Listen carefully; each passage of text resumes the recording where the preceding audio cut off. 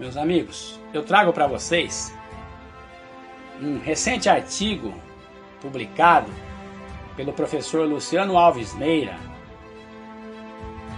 intitulado Que no terceiro dia venha a ressurreição.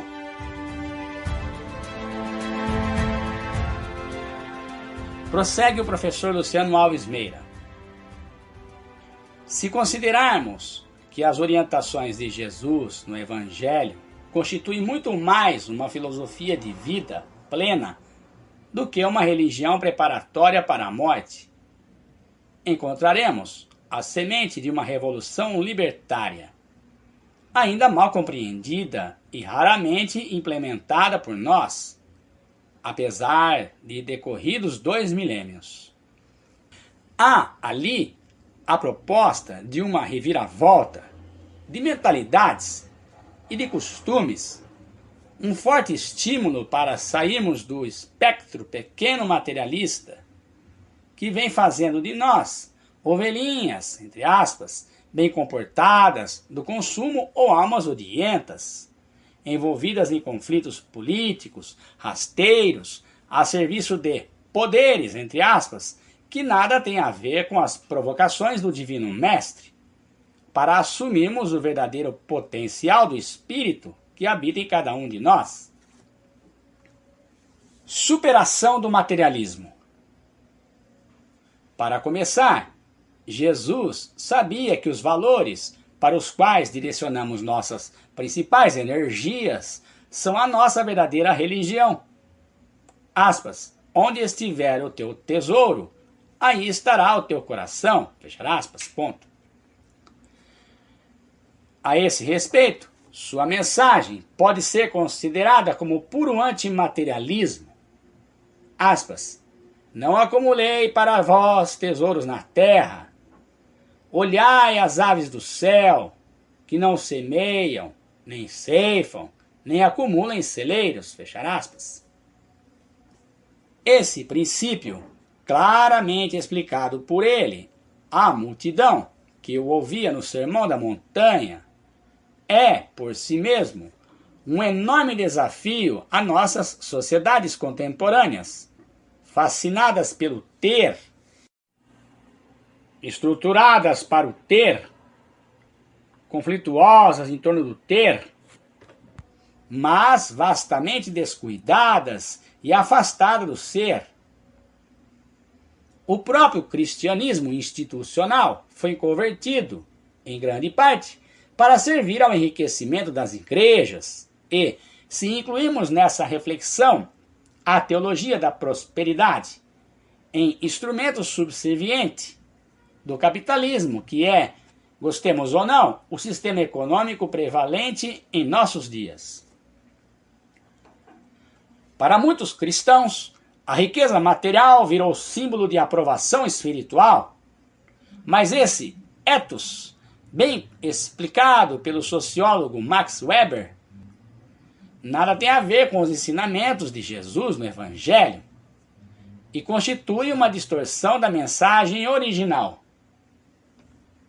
O máximo que se pode atribuir a Jesus, em termos de estratégia econômica para a vida, é esta formulação que nos habilita a uma existência dignamente sustentável.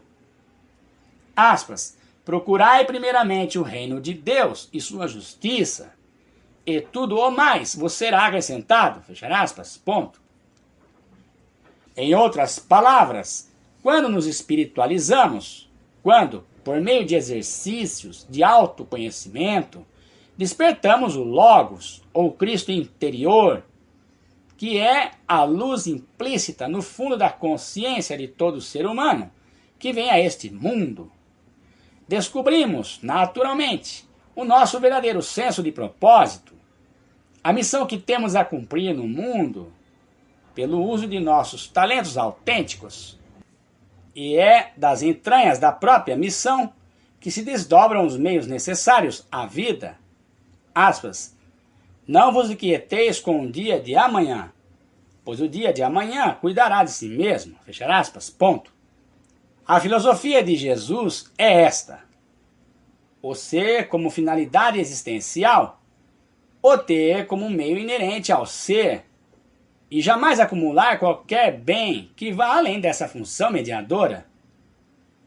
Eis aí uma filosofia de desprendimento que, se adotada na prática pelos cristãos do mundo, 1/3 da população planetária atual, mudaria, e bastante, a forma de distribuição dos recursos sem a necessidade de intervenções de governos ou da sociedade civil organizada.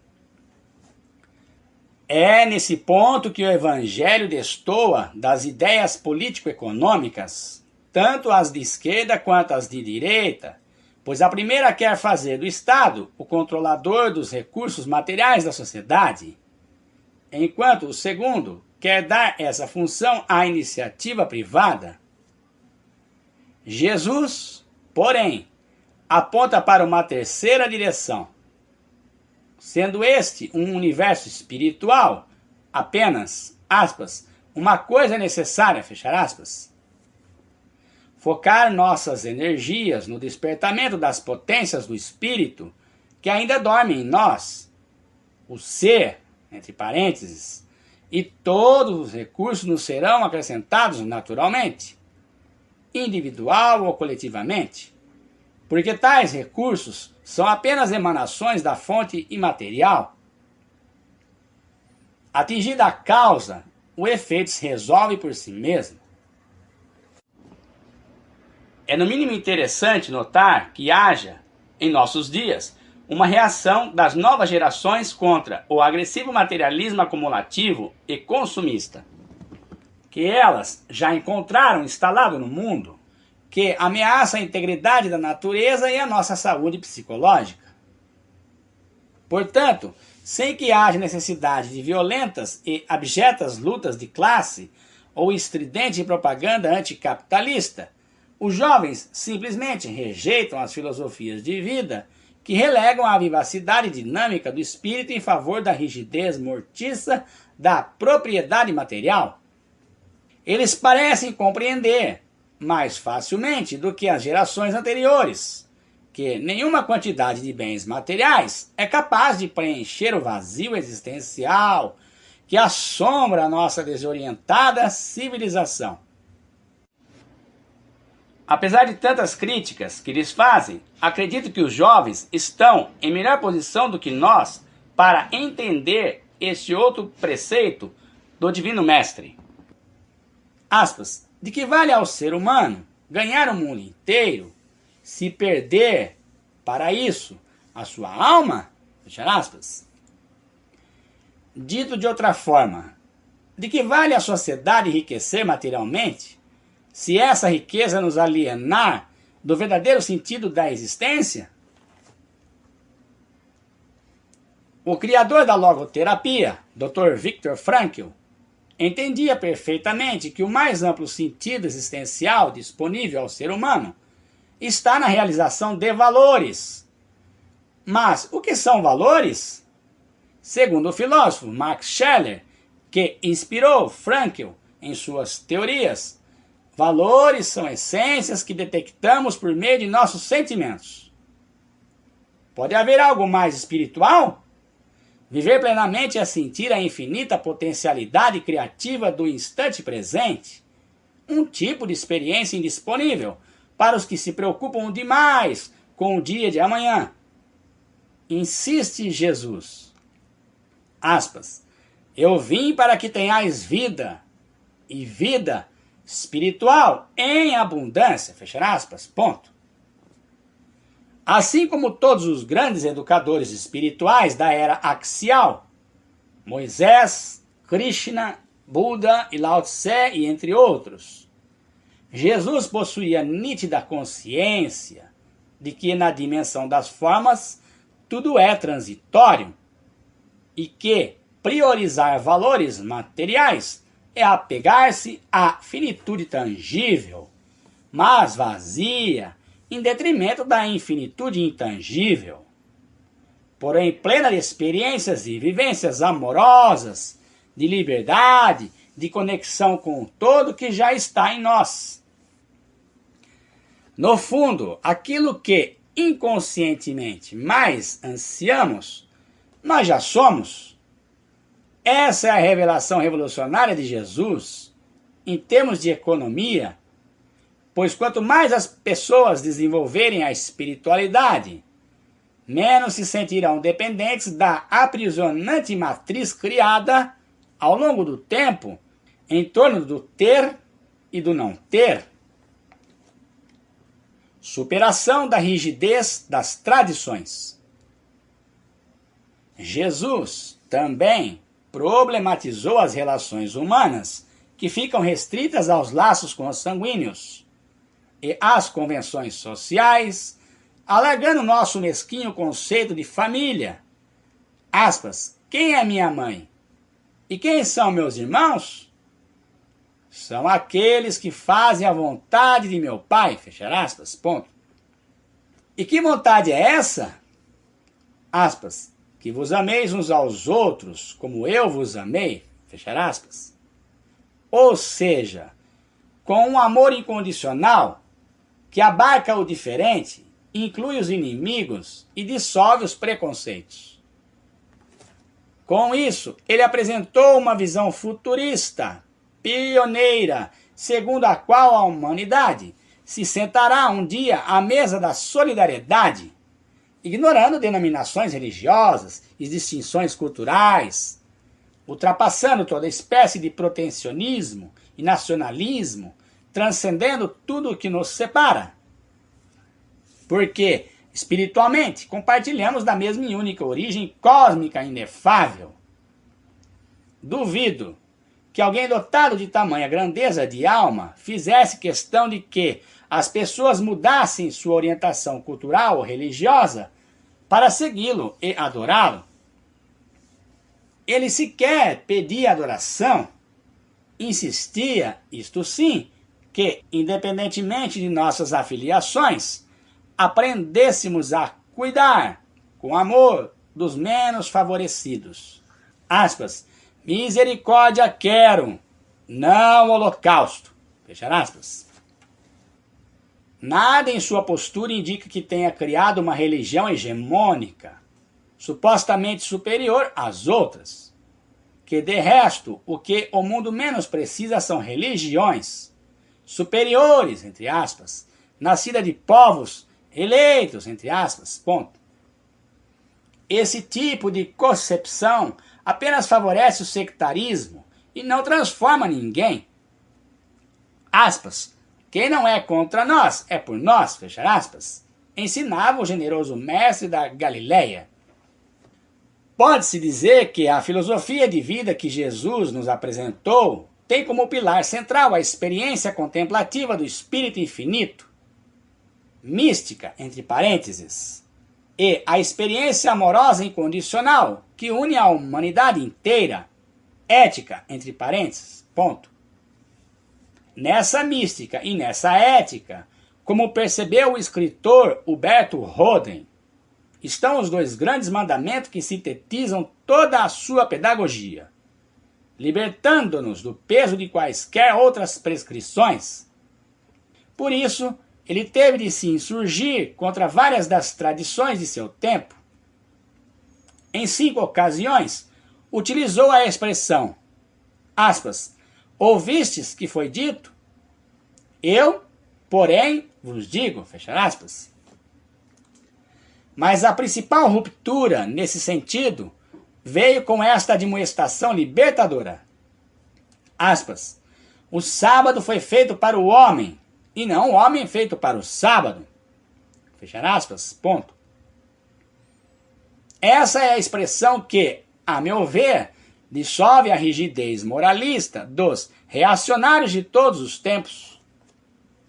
Superação da institucionalização do espiritual. Aprendi com os evangelhos, e na prática também, que não é necessário nem possível institucionalizar o espiritual. Pois, aspas, o vento sopra onde quer, bem ouves a sua voz, mas não sabes de onde vem, nem para onde vai. O reino de Deus não vem com aparência externa, ele está dentro de vós. Vem próximo o dia em que Deus será adorado em espírito e verdade, e não mais em templos de pedras, feito por mãos humanas. Pois vós sois o verdadeiro templo do Deus vivo. Fechar aspas, ponto. Não será a verdadeira adoração a Deus o modo como tratamos uns aos outros?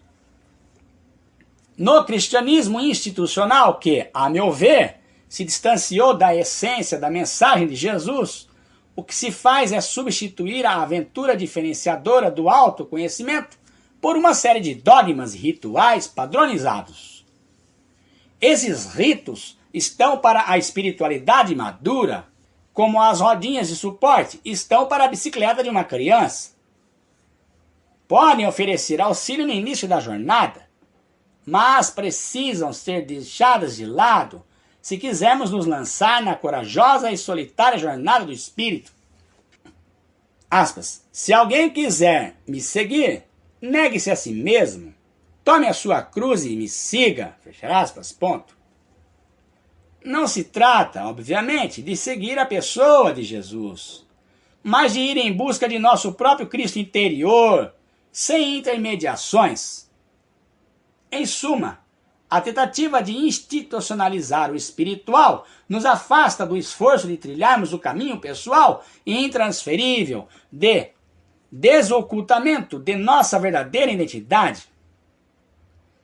Entendo perfeitamente a missão social das igrejas, o conforto e o consolo emocional que oferecem aos seus membros, e penso que cada um deve participar livremente do movimento que julgar mais apropriado para si. Mas não posso deixar de reafirmar que a tentativa de institucionalizar o espiritual é análoga à tentativa de engarrafar o vento. Ela transforma o dinâmico em estático, o vivo em morto. Para quem estiver em dúvida, lanço este desafio. Leia o Sermão da Montanha com atenção e cuidado, de ponta a ponta, e em seguida me responda. Essas são palavras de um mestre preocupado em fundar igrejas ou em lançar para a humanidade inteira uma nova e transformadora filosofia de vida? O leitor já conhece a minha opinião. Encontro ali um filósofo genial, além de um poeta inspirado pela simplicidade bela com que nos ensina a conciliar a espiritualidade com a vida prática. Superação do dualismo mental. E, finalmente, desejo acrescentar esta questão um tanto mais sutil do que todas as outras, todavia fundamental para compreendermos a alma dos evangelhos. Jesus nos introduziu ao monismo espiritual, que é radicalmente não violento, emancipando-nos de nossa própria mente dualista. Aspas, eu e o Pai somos um. Fechar aspas. Nessa frase está a chave da espiritualidade que ensinava, desde que compreendamos que ela não se refere apenas à condição dele, Jesus, mas a de todos nós. Todos somos, abrir parênteses, ainda que nos falte consciência disso, fechar parênteses, um com o Pai, ou seja, um com o Espírito infinito, um com o ser incondicionado do qual tudo emana. Deus não cria tudo a partir do nada, conforme prescrevem alguns teólogos e lógicos. Deus cria tudo a partir de si mesmo. Tudo é emanação do Espírito, e por isso é correto dizer que vivemos em um universo espiritual.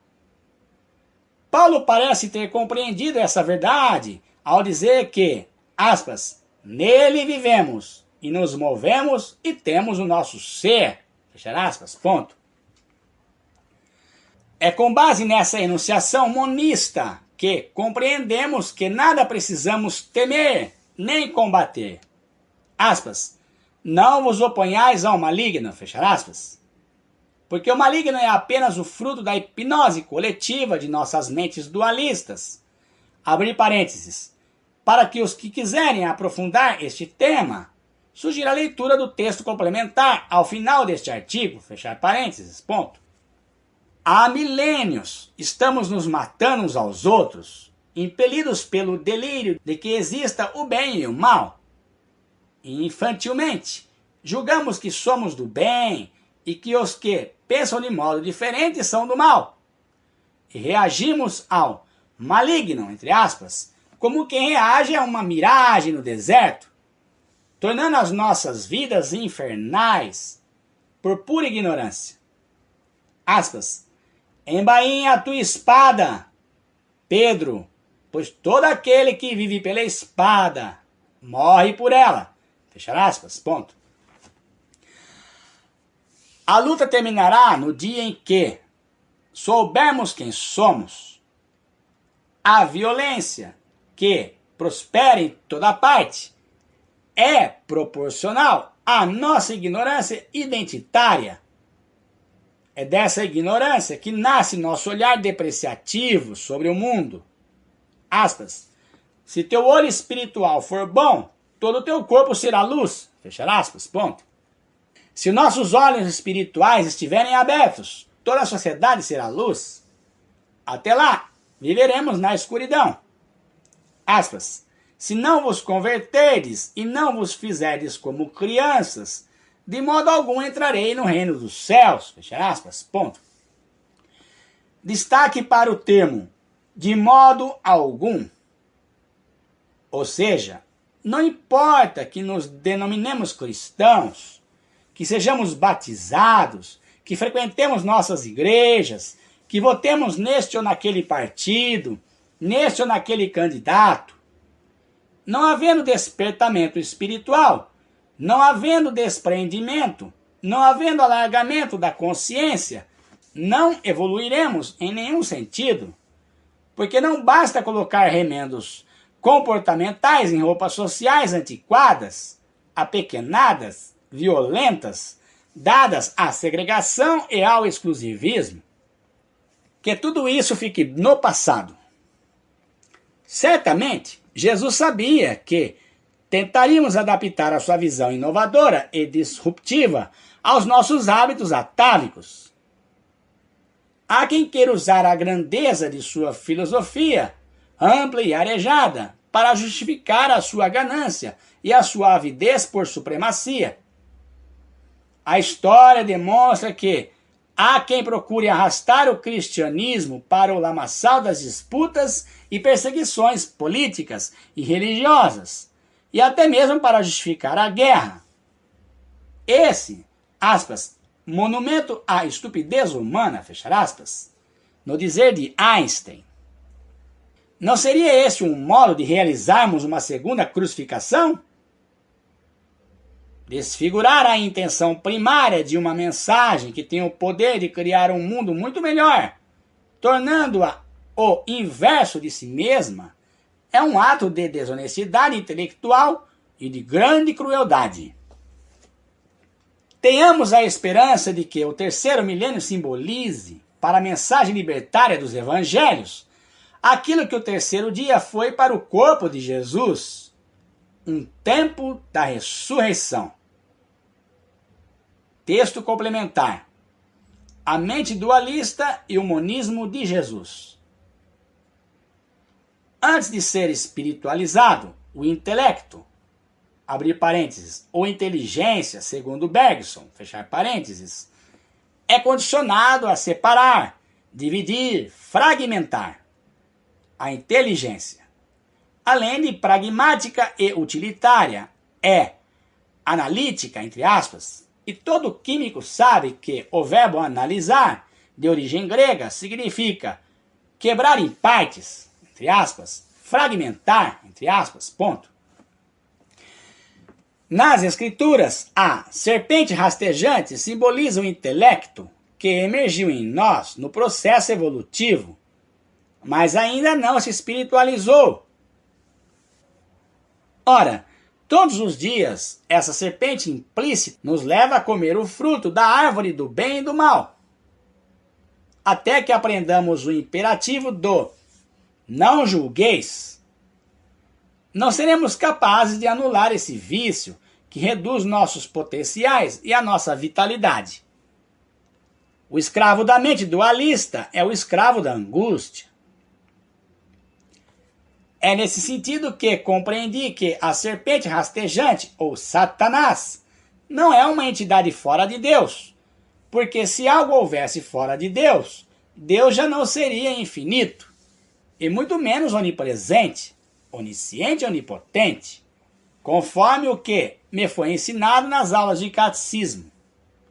Satanás é um intelecto dualista. O inimigo, entre aspas, é apenas a nossa própria forma de conceber a realidade nascida de uma configuração provisória no contexto de nosso processo evolutivo.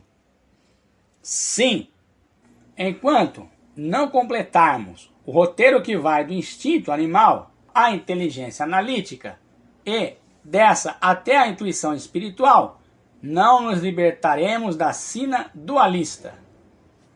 Nossa incompletude é o inferno, entre aspas, em que já vivemos na Terra por não termos compreendido as orientações evolutivas dos grandes mestres espirituais e, principalmente, por não termos realizado as diversas práticas sugeridas por eles para a nossa cura, entre aspas, ou planificação, entre aspas, ponto.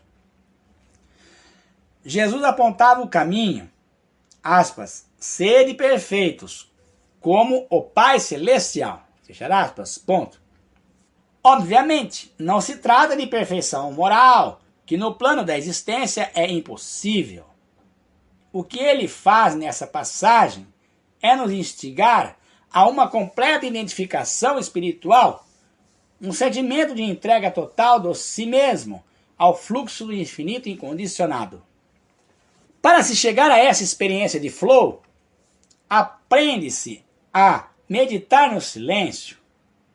Pessoalmente, passei meses na solidão, abstendo-me dos estímulos do mundo, meditando na natureza e fazendo o que se poderia chamar de dieta do ego. Quando não estava em estado contemplativo, esforçando-me para silenciar meus pensamentos, lia textos espirituais que me induziam ao silêncio. Até que experimentei visceralmente, em momentos de êxtase espiritual, aquilo que Jesus vivenciou. O sentimento de unidade do ser, aspas, eu e o Pai somos um, fechar aspas. Eu e todos os átomos do universo somos um. Eu e toda a natureza somos um. Eu e toda a humanidade somos um. Pronto. Nunca mais enxerguei a realidade fragmentada que eu conhecia até então. E precisei mudar meus modos de ser para me harmonizar ao máximo ao novo paradigma harmonista que descobri. Aliás, esse é um esforço que faço até hoje. Nem sempre com sucesso. Sem que ninguém tenha de me demandar. Só depois de aceitar o fundamento da não dualidade, pude me reconciliar com a sabedoria do Sermão da Montanha. Só então compreendi o porquê de Jesus ter nos instruído para que não nos opuséssemos ao maligno, para que dessemos a outra face, que entregássemos também a capa, que andássemos uma milha extra. Só então tudo aquilo passou a fazer sentido. Se tudo é em Deus, não pode haver nem bem nem mal. É a mente ainda não espiritualizada que me lança as sombras da reatividade e das oposições. É a mente dualista que me faz acreditar nas polaridades ilusórias. Começo e fim, criação e destruição, nascimento e morte, certo e errado, belo e feio. E, ao fazê-lo, engendra as experiências infernais que temos no mundo.